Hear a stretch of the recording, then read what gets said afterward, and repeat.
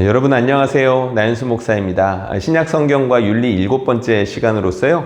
오늘은 요한이 전한 예수님, 그리고 서로 사랑하기, 그리고 윤리에 대해서 함께 나눠보도록 하겠습니다. 지난 시간에는 누가복음과 사도행전을 통해서 누가가 어떻게 예수님을 소개하고 있는지 살펴봤죠. 누가복음과 사도행전에서 예수님은 성령 충만함을 입은 분으로서 고난당하고 있는, 괴로움당하고 있는 자기 백성을 구원하시는 해방자로서 등장한다 그랬습니다. 예수님께서 하셨던, 그러니까 성령의 충만함을 입으며 행하셨던 그 모든 기적들을 사도들과 교회들이 반복했다는 것을 주목하고 있다라고 했었죠. 예수님의 제자들과 교회들 역시 예수님과 똑같이 구원자 역할을 했다는 겁니다. 물론 예수님께서 그들과 함께 하시며 그 일들을 그들을 통해서 하셨다는 뜻이 되겠죠. 그렇다면 요한의 글들에서는 예수님을 어떻게 소개하고 있을까요? 요한이 말하는 예수님, 작은 제목이 이렇게 되어 있습니다. 하나님이신 예수님, 혹은 하나님과 하나이신 예수님. 시작부터 비범합니다. 태초에 말씀이 계시니라. 이 말씀이 하나님과 함께 계셨으니 이 말씀은 곧 하나님이시니라. 그가 태초에 하나님과 함께 계셨고 만물이 그로 말미암아 지은 바 되었으니 지은 것이 하나도 그가 없이는 된 것이 없느니라. 아멘. 우리 예수님 태초에 계셨던 말씀, 이렇게 소개되고 있습니다. 하나님의 말씀이겠죠. 이 세상을 지으셨던 근본, 그 창조주이신 분께서 이 땅에 오셨다라고 이야기하고 있는 거죠. 예수께서 이르시되 진실로 진실로 너에게 이르노니 아브라함이 나기 전부터 내가 있니라. 예수님은 스스로 다른 사람들에게 주장하시기를 이렇게 말씀하기도 하셨습니다. 아버지여, 창세전에 내가 아버지와 함께 가졌던 영화로서 지금도 아버지와 함께 나를 영화롭게 하옵소서. 하나님께 기도하는 순간 하나님을 아버지로 불렀을 뿐만 아니라 무엇이라고 말씀하셨나요? 태초부터 자기가 아버지와 함께 있었다는 것을 은연중에 드러내고 계시죠. 밑에 말씀도 비슷한 말씀입니다. 그런데 요한복음에서는 예수님을 하나님과 처음부터 함께 계셨던 분, 창조주, 하나님의 아들, 이렇게만 소개하고 있지 않습니다. 그런 분께서 사람이 되셨다라는 것을 굉장히 강조하고 있습니다. 말씀이 육신이 되어 우리 가운데 거하심에 우리가 그의 영광을 보니 아버지의 독생자의 영광이요 은혜와 진리가 충만하더라. 많은 분들이 암송하고 있는 중요한 말씀이고 참 멋진 말씀이죠. 말씀이 육신이 되었다. 하나님의 아들이신 우리 주님, 창조의 근원이신 말씀께서 육신을 입었다. 예수님을 보게 되면 하나님의 뜻이 무엇인지를 너무나도 분명하고 선명하게 알 수 있다라는 뜻이 되기도 하겠죠. 사마리아 여자 한 사람이 물을 기르러 왔으니 예수께서 물을 좀 달라 하시니, 이 말씀 왜 적어 놓았냐면요, 예수님을 목이 마른, 우리와 동등한 육체를 입은 분으로 요한이 소개하고 있다는 것을 말씀드리기 위함입니다. 이 점을 놓치고 있지 않다는 거죠. 예수님은 우리처럼 연약한 육신을 입고 이 땅에 오신 하나님이셨습니다. 태초부터 있는 생명의 말씀에 관하여는 우리가 들은 바요, 눈으로 본 바요, 자세히 보고 우리의 손으로 만진 바라. 요한은 자기가 목회하던 교회들의 편지를 썼을 때 처음부터 바로 이것을 말했죠. 예수님 우리가 직접 봤어. 손으로 만지기도 했어. 왜 이런 말들을 처음부터 강하게 하고 있을까요? 그럴 만한 이유가 있었겠죠. 조금 어려운 말일 수 있는데 가현설이라는 이야기를 한 번쯤은 들어보셨을 것입니다. 우리 예수님께서 이 땅 가운데 사셨을 때 가짜 형상으로, 그러니까 실체를 가지고 있지 않은 영으로 존재하셨다는 겁니다. 사람들에게 보이셨을 때 환상으로만 보이셨다는 거죠. 실제 몸이 아니셨다는 겁니다. 그럴 만한 주장을 할 법도 한데요. 왜냐하면 예수님 하나님이시니까. 하나님이 어떻게 이렇게 연약한 육체를 입을 수가 있는가 믿기가 도저히 힘들었던 거죠. 논리적으로 받아들이기가 어려웠던 것입니다. 그런데 요한이 뭐라고 말하고 있습니까? 그거 아니야 라고 말하는 겁니다. 우리 예수님, 우리와 똑같은 육체를 입고 오셨던 분이셔. 내가 봤고 손으로 만지기도 했어 라고 강하게 증언하고 있는 것입니다. 리차드 헤스는 여기에 대해서 이렇게 요약하고 있습니다. 요한이 묘사하는 예수님 묘사 안에는 이 두 강조점, 신성과 인성 사이의 역설적인 긴장에 요한이 제시하는 예수님의 비범함이 있다. 하늘로부터 온 구속자, 또한 세상의 창조자며 그 창조 세계 안에 온전하게 진입함으로써 그 창조의 정당성을 입증한다. 그래서 창조와 구속이 한데 묶인다. 우리가 앞으로 살펴볼 것처럼 윤리에서 이 점은 상당히 중요하다. 창조의 근원이신 하나님께서 이 땅 가운데 사람의 몸을 입고 오신 이유가 무엇일까요? 자기가 만들었던 피조세계, 죄로 인하여 망가져버린 이 피조세계, 죄로 인하여서 하나님의 심판 가운데 놓여있는 자기 백성들을 구원하시기 위해서, 새롭게 회복하고 새롭게 창조하시기 위해서 창조의 근원 되신 분께서 사람의 몸을 입고 이 땅 가운데 오셨다는 겁니다. 그러니까 그 새 창조 사역, 회복 사역, 구원의 사역이 예수님께서 사람의 몸을 입은 것과 굉장히 깊은 관련이 있다는 것이겠죠. 그 다음 제목입니다. 서로 사랑하기. 우리 예수님께서 이 세상을 구원하시는데 우리가 서로 사랑하는 방법을 통해서 구원하신다라는 내용을 담고 있습니다. 예수님 안에 거하기. 예수께서 이르시되 나는 생명의 떡이니 내게 오는 자는 결코 줄이지 아니할 터이요 나를 믿는 자는 영원히 목마르지 아니하리라. 자기를 생명의 떡으로 소개하셨습니다. 자기 백성이 자기를 먹어서 영원히 살아나는 그 영생을 소유해야 된다라고 말씀하고 계신 건데요. 그만큼 자기 백성과 자기를 떼어놓을 수 없는 사이로, 절대 분리할 수 없는 사이로 그렇게 말씀하고 계신 겁니다. 나는 선한 목자라. 나는 내 양을 알고 양도 나를 아는 것이 아버지께서 나를 아시고 내가 아버지를 아는 것 같으니 나는 양들을 위하여 목숨을 버린다. 선한 목자. 당시 유대인들이 알아듣기 쉽게 비유로 드신 거겠죠. 그리고 동시에 다윗이 시편 23편에서 하나님을 노래했던 바이기도 합니다. 여호와는 나의 목자시니. 우리 예수님, 자기 백성의 구원을 위해서, 자기 백성의 새로운 창조를 위해서 친히 목숨을 버릴 수 있는, 실제로 버리러 오신 선한 목자가 되신다라고 자기를 소개했습니다.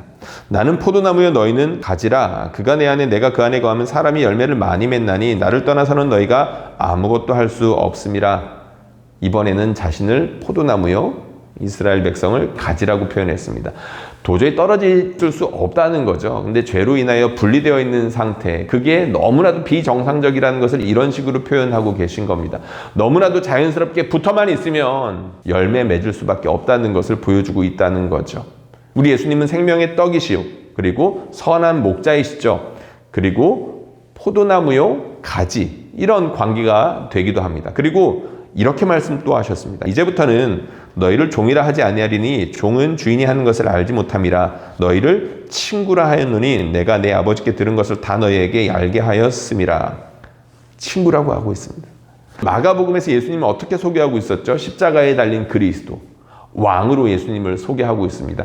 절대 복종해야 되는 왕, 십자가에 달리시며 우리를 섬기신 그 왕에게 즉각적으로 복종하라, 완전하게 복종하라 라고 제자들에게 선언하고 있는 복음서였죠. 근데 예수님, 요한은 어떻게 소개하고 있습니까? 생명의 떡이시오, 선한 목자시오, 포도나무시오, 그리고 우리와 동등된 친구신 분으로 소개하고 있습니다. 확실히 뉘앙스가 다르죠.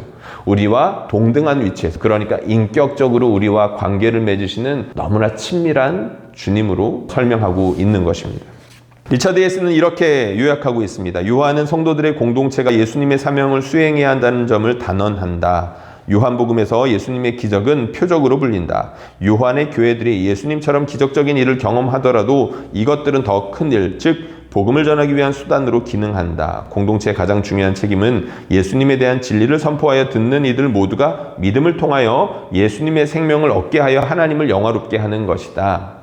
예수님께서 이렇게 자기 백성과 친밀한 관계로 엮여있는 중요한 이유가 있다는 거죠. 더 큰 목적이 있다고 하는 것입니다. 바로 우리 하나님께서 자기 백성을 어떻게 구원하시는지, 예수님을 통해서 이 세상을 어떻게 새롭게 창조하시는지를 이 세상 가운데 드러내시기 위해서, 복음을 전하기 위해서 이렇게 자기 백성과 가깝게 계신다는 것입니다.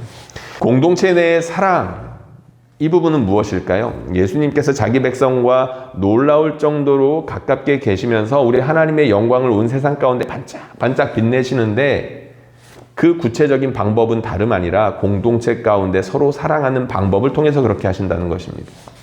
새 계명을 너희에게 주노니 서로 사랑하라. 내가 너희를 사랑한 것 같이 너희도 서로 사랑하라. 너희가 서로 사랑하면 이로써 모든 사람이 너희가 내 제자인 줄 알리라. 서로 사랑할 때 우리 가운데 예수님이 함께, 그것도 선한 목자로, 포도나무로, 친구로 함께 임재하신다는 것을 세상이 자연스럽게 보게 될 것이라는 것입니다. 내가 주와 또는 선생이 되어 너희 발을 씻었으니 너희도 서로 발을 씻어주는 것이 옳으니라. 내가 너희에게 행한 것 같이 너희도 행하게 하려 하여 본을 보였노라. 눈치가 빠른 분들은 아실 텐데요. 공간복음에서는 예수님께서 성찬식을 하는 장면들이 그렇게 똑같이 나오고 있습니다. 그런데 요한복음에서는 성찬식 장면의 때에 성찬식이 나오는 것이 아니라 세족식이 등장을 하죠. 동일한 의미인데 새로운 모습으로 소개를 하고 있는 것입니다. 예수님께서 제자들과 떡과 잔을 나누시면서 그 이후에 세상을 이런 방식으로 섬기신다라는 것들을 나타내셨는데 요한복음에서는 좀 더 극적이죠. 종이 되어서 사람들의 발을 씻어주시는 분으로 이 땅 가운데 오셨다. 십자가의 의미가 바로 그런 것이라는 거고요. 성육신의 의미가 바로 그런 것이라는 거고, 그리고 우리 주님과 긴밀하게 엮여있는 제자들이라면, 주님의 교회들이라면 바로 주님이 우리를 이렇게 섬겨주셨던 것처럼 우리 안에서 이렇게 서로 사랑할 수 있어야 된다는 것입니다. 굉장히 급진적인 내용이죠. 말을 하고 있으면서도 굉장히 부담스러운 내용이기도 합니다. 그런데 이 방법이 아니고서는 주님을 세상에 알릴 방도가 없다는 것이죠. 우리는 서로 사랑할지니 이는 너희가 처음부터 들은 소식이라. 누가 이 세상의 재물을 가지고 형제의 궁핍함을 보고도 도와줄 마음을 닫으면 하나님의 사랑이 어찌 그 속에 거하겠느냐. 자녀들아, 우리가 말과 혀로만 사랑하지 말고 행함과 진실함으로 하자. 여러분, 누가복음에서 그리고 사도행전에서 교회를, 예수님을 어떻게 소개했는지 기억나고 계시죠? 예수님 부에 대해서 굉장히 엄격하게 이야기하셨었습니다. 이 땅 가운데 쌓아놓는 부에 대해서 부정적으로 이야기를 하셨고, 그리고 그 쌓아놓은 부를 특별히 사람들에게 흘려보내지 않는 것에 대해서 굉장히 죄악시하셨던 분이시죠. 그래서 놀랍게도 주님을 따르는 교회 공동체 가운데에서는 자신들의 물질을 자신의 것이라고 여기지 아니하며 유무상통하는, 그렇게 필요에 따라서 서로에게 나눠주는 일들이 문화가 되었다, 이런 이야기를 우리가 했었습니다. 그런데 놀랍게도 요한복음에서도 비슷한 이야기를 하고 있는 것이죠. 우리가 서로 종이 되어서 다른 사람들을 섬겨주는 것, 이게 사실 뜬구름 잡는 것처럼 보여질 수 있고 느껴질 수 있습니다. 그런데 그렇게 다른 사람들의 종이 되어 섬기는 건 다름 아니라 물질로 섬기는 것이다. 가난한 형제들이 밥을 먹지 못하고 있을 때 내버려 둔다면 그것은 참된 사랑이 아니라는 거죠. 그저 말과 혀로만 사랑하는 사랑 장난에 불과하게 된다는 겁니다. 그런데 우리가 예수님을 정말로 사랑한다면, 아니 예수님께서 우리 가운데 정말로 함께 계신다면 그들을 통하여서 이런 방식으로 일하신다는 거죠. 돈이 그만큼 중요하다는 얘기가 되기도 합니다. 돈을 벌기 위해서 피와 땀이 들기 때문이죠. 그런데 그렇게 소중한 돈, 다른 사람들을 위해서 기꺼이 쓸 수 있어야 된다는 것입니다. 공동체 내에서의 사랑은 그저 따뜻한 느낌의 문제가 아니다. 그것은 오히려 행동의 문제다. 세상 재물을 나누는 것은 서로 사랑함이 의미하는 것들 중 한 예일 뿐이다. 이것이 기독교 윤리의 최종은 아니어도 출발점으로는 나쁘지 않다. 서로 사랑하는 것, 이것이 기독교 윤리의 출발점이라는 것이죠. 세상 사람들에게 무엇인가 구체적으로, 그리고 중요하고 복잡한 이슈들 가운데 우리가 어떻게 행해야 될까, 사실 그것 때문에 이 과목을 들으셨을 것입니다. 그런데 복음서들을 보면 사실 그런 구체적이고 복잡한 일들에 대해서 잘 말하고 있지 않죠.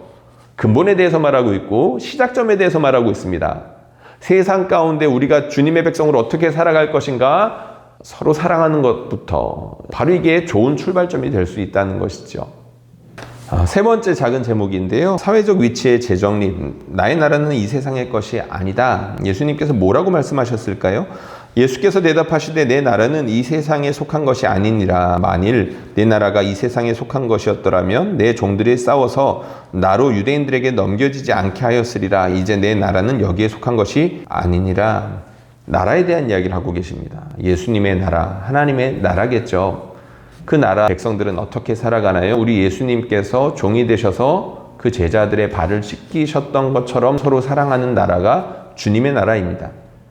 그리고 말과 혀로만 사랑하는 나라가 아니라 이 세상의 나라들과는 달리 피와 땀이 소모될 정도로 나에게 소중한 돈이지만 다른 사람들을 위해서, 우리 주님께서 죽으신 그 형제들을 위해서 기꺼이 흘려보내줄 수 있는 그런 나라, 우리 주님께서 그 나라를 이 세상에 속한 것과는 전혀 다른 나라다라고 말씀을 하고 계시다는 것입니다. 네 번째 복음서 기자는 높은 위치에 있는 비밀스러운 그리스도인들에게 공개적인 고백을 하고 억압받는 공동체와 운명을 같이 하라고 권하는 것 같다. 우리는 저자가 그들에게 감수하도록 하는 위험을 가소평가해서는 안 된다. 그들은 사실 박해자 쪽에서 박해를 받는 쪽으로 편을 바꾸라는 요구를 받고 있는 것이다. 적어도 요한의 글에서는 자신의 특권적 위치를 포기함 없이 예수님을 따르는 자가 될 수는 없다. 요한복음에 보면 예수님께서 그렇게 많이 박해를 당하십니다. 바리새인들이 예수님을 어마어마하게 비난을 하죠. 근데 그렇게 비난받으시는 예수님을 자주 소개하는 이유가 있다는 겁니다.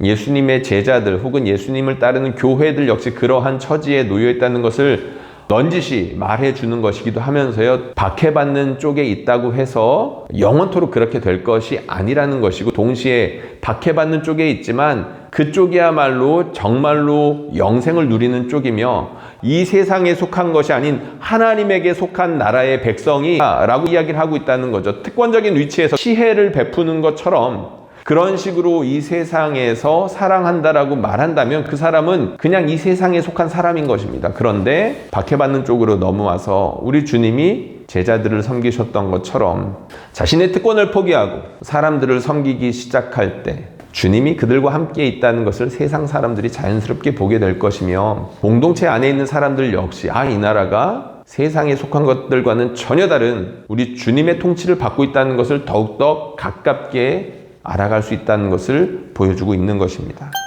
세 번째, 요한의 종말론, 우리는 죽음에서 생명으로 옮겨진 것을 안다.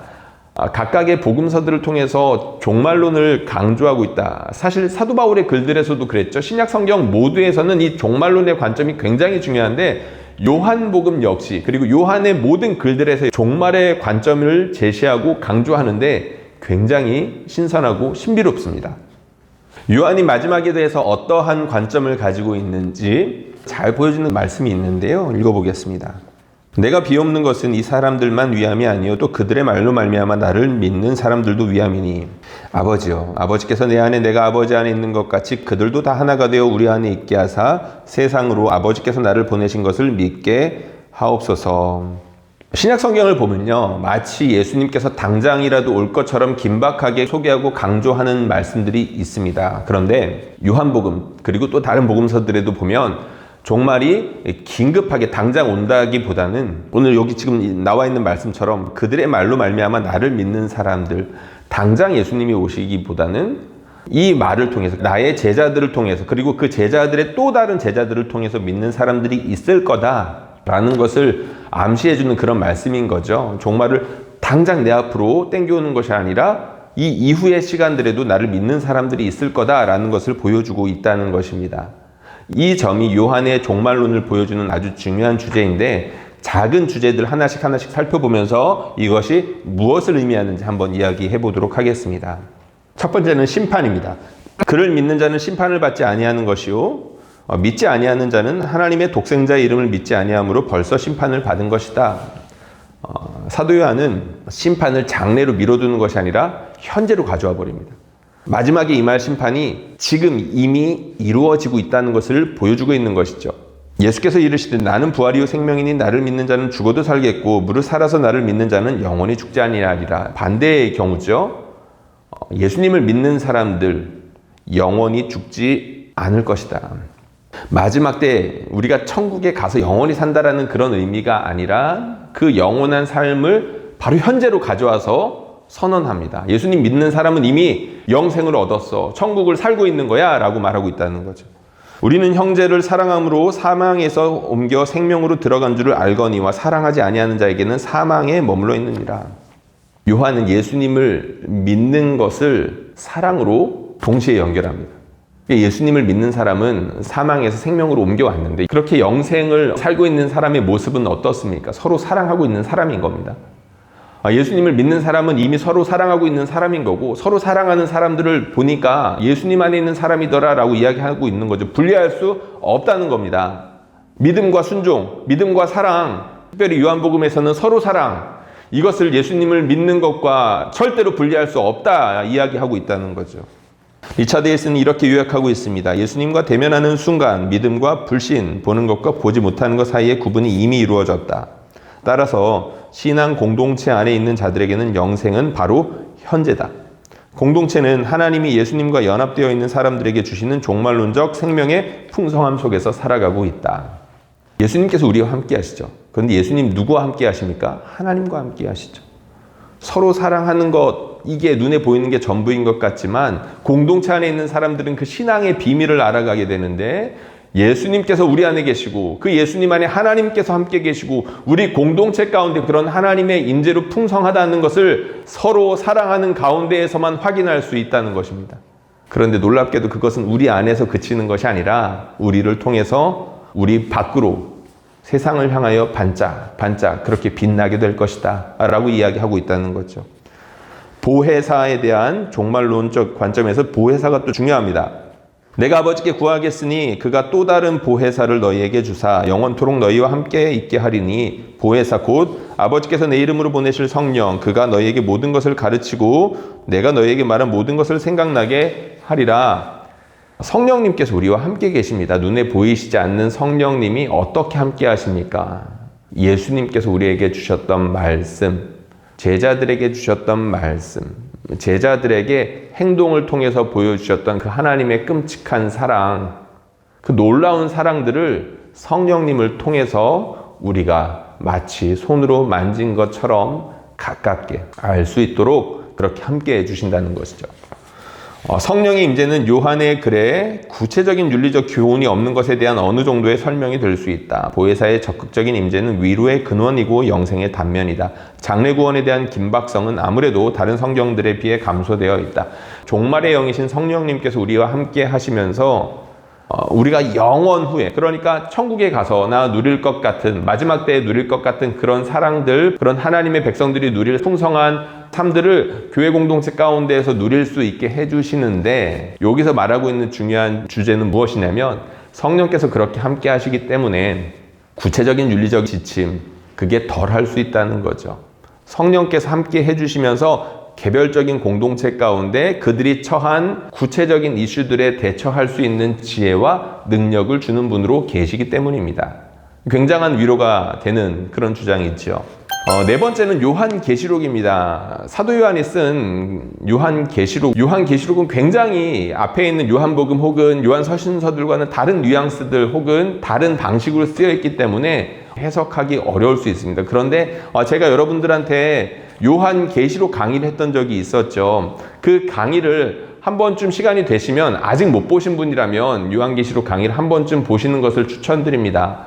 워낙 요한계시록에 대한 오해가 많고 잘못된 해설들이 많아서 많은 사람들이 혼돈을 겪거나 혼란을 겪는 경우들이 많이 있는데요. 사실 최근에는 많은 좋은 자료들이 풍성하게 나와 있습니다. 그래서 한두 번 정도만 정리를 잘 해놓으시면 이단들이 주장하는 허황스러운 그런 허접한 주장들에 대해서 쉽게 넘어가지 않을 수 있거든요. 제가 여기서 요한계시록에 대해서 자세하게 다룰 수는 없고 그 강의들을 한번 여러분들 시간 되실 때 한번 꼭 찾아보시면 좋을 것 같고요. 여기에서는 아주 간단한 내용만 좀 살펴보도록 하겠습니다. 요한계시록은 다른 무엇보다도 정치적인 저항문서다. 요한계시록은 세상의 통치자들의 정당성과 권위를 인정하지 않고 모든 것이 하나님의 권위에 복속되는 미래를 도전적으로 바라본다. 당시에 주권자라고 할 수 있는 로마 황제 혹은 그 황제가 다스리고 있는 강력한 군대를 보유하고 있는 로마에 대해서 굉장히 부정적으로 바라보고 있죠. 요한계시록 저변에 깔려있고 구체적으로 드러나기도 합니다. 그런데 그 방법이 특이하죠. 묵시적인 상징을 통해서 그렇게 표현하고 있습니다. 요한계시록을 전적으로 미래를 바라보는 관점 혹은 전적으로 역사적인 사건으로 바라보는 것은 이 책을 곡해하거나 지나치게 협소하게 읽도록 이끈다. 요한계시록이 묵시의 형태로 쓰인 것은 현재를 제대로 보여주기 위해 요한이 선택한 방법이다. 특히 어린 양의 질서가 아닌 다른 권력, 세상 질서에 대한 대결로 이끌기 위함이다. 요한계시록에 보면 번쩍번쩍하는 그런 환상들이 많이 나오고 무시무시한 그림들이 많이 나오지 않겠습니까? 근데 그 이유가 있다는 거죠. 이 현실의 내면, 그러니까 이 현실 뒤편에 숨어있는 진짜 영적인 실체를 보여주기 위함이라는 것입니다. 실제로 구약 성경이나 다른 2차 성전의 문서들 가운데 보면 묵시 문서라고 해서요, 이런 환상을 통해서 설명하는, 하나님의 말씀을 드러내는 그런 성경들이 많이 있습니다. 요한계시록 역시 그런 방법 중에 하나라는 건데 이유가 있다는 거죠. 현실에 저항하기 위해서라고 이야기하고 있다는 겁니다.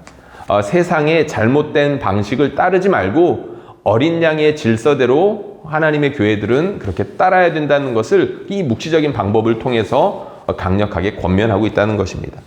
성도의 소명이 무엇일까요? 7교회에 보낸 전반적인 메시지는 교회와 세상 사이의 엄격한 경계선을 그으라는 것이다. 죄, 우상숭배와 타협할 수는 없으며 제국의 사악한 경제체제 내에서 편안하게 살 수 있다고 생각하는 그런 교회는 영적인 위험에 놓여 있다고 주장한다. 성도들은 죽음을 무릅쓴 믿음과 인내를 요구받는다. 물론 우리 하나님께서 세상을 이처럼 사랑하신 것처럼 교회도 세상을 향하여 선교적인 삶을 살아야 마땅합니다. 그러나 죄와 타협할 수는 없다는 거죠. 우상 숭배를 함께 할 수는 없다는 것입니다. 요한의 글들에도 경제적인 문제에 대해서 특별히 교회 안에서 형제 사랑할 때 피땀 흘려 모은 그 돈을 흘려보내는 것에 자연스러운 것을 강조하고 있다고 했었죠. 요한계시록에서도 역시 사실은 그림만 다를 뿐이지, 표현하는 방식만 다를 뿐이지 이 경제적인 문제에 대해서 굉장히 강조하고 있습니다. 이 세상의 방식을 따르는 것들은 결국 한순간에 다 무너져 내릴 수밖에 없기 때문에 그 방식에서 빨리 나와야 된다는 거죠. 헤어져야 된다는 것입니다. 대신에 어린 양의 질서, 말과 혀로만 사랑하는 것이 아니라 행함과 진실함으로써 나의 형제를 물질적으로 섬기는 방식으로 살아가야 된다. 우리 주님의 교회들이라면 마땅히 그래야 한다라고 주장하고 있다는 것입니다. 새하늘과 새 땅, 신약 성경에서 종말론적 이슈에 대해 요한계시록보다 관심을 보이는 책은 없다. 이러한 종말에 대한 관심이 윤리에 대해 어떠한 영향을 미치는가? 첫째, 미래의 소망은 현재 질서의 비판을 위해서 필수적이다. 둘째, 예수님의 재림을 기다리는 가운데 종말에 대한 환상은 위로를 준다. 셋째, 심판의 위협이 순종의 근거로 요한계시록 내에 암묵적으로 존재한다. 미래를 그렇게 강조하는 이유는 이 현재의 잘못된 것들을 보여주기 위함이라는 겁니다. 현재에 저항하기 위해서 요한계시록이 쓰였다라고 말씀을 드렸죠. 바로 그 이야기입니다. 두 번째, 위로를 주기 위함이라는 거죠. 이 비참한 현실, 죄와 타락한 현실이 이 세상 가운데 영원히 존재하지 않을 거라는 겁니다. 곧 있으면 이러한 타락한 세상은 하나님의 심판 가운데에서 바로잡히게 될 것이다 라고 말하고 있다는 거죠. 위로가 되죠. 그럼 마지막으로 심판의 위협. 요한계시록에는 위로도 있고 심판에 대한 경고도 무수하게 있는데 이게 공존합니다. 그러면서 이 심판에 대한 내용이 성도들과 전혀 상관없으면 좋겠지만 성도들 사이에 이 세상의 방식을 따르는 사람들 심판에서 자유로울 수 없겠죠.